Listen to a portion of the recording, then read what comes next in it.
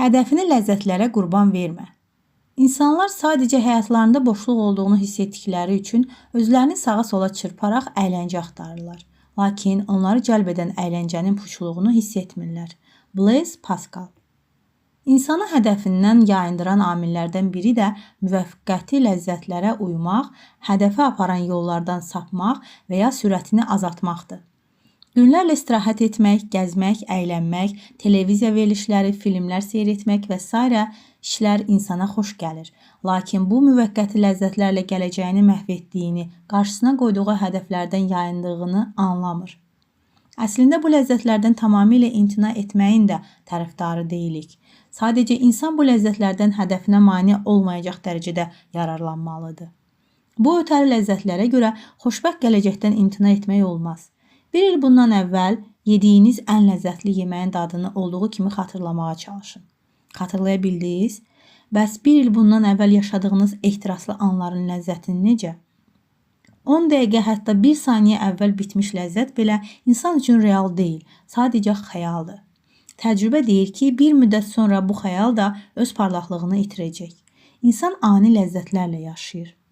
Həmin an keçəndən sonra hər şeyi unudur. Bax, həmin o ani ləzzətlərə görə bəzən insan çox şeyi qurban verir. Nizamlı yaşayışını, sevdiklərini, dəyərli vaxtını, ən sağlam və cavan çağlarını, gələcəyini, hədəflərini belə bu ani ləzzətlərə görə itirir. Ləzzətləri əldə etdikdən bir an sonra onlar da yoxa çıxır, yerini həsrət və peşmanlığa verir. Peyğəmbərimiz bir saatdan artıq çəkməyən, amma arxasınca uzun qəm-qüssə gətirən nə çox həzlər var, deyə buyurur. Ən gümrah enerjili çağlarını çayxanalarda, dalanlarda, eş-işrət məclislərində, mavi ekran qarşısında qurban verən insanların qalan ömürlərini fəqirlik, cəhalət, peşmanlıq, uğursuzluq içində keçirmələri təbiidir.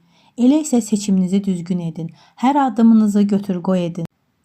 Bir an sonra unudacağınız ləzzətlərə görə bu qədər əvəzsiz qurbanlar verməyə dəyərmi?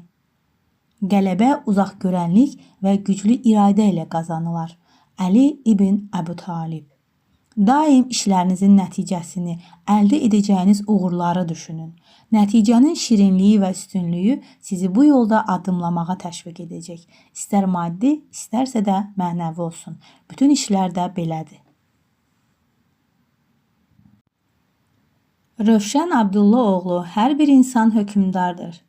1-ci fəsil seçimlərimiz. Hədəfini ləzzətlərə qurban vermə. Səhifə 25-26.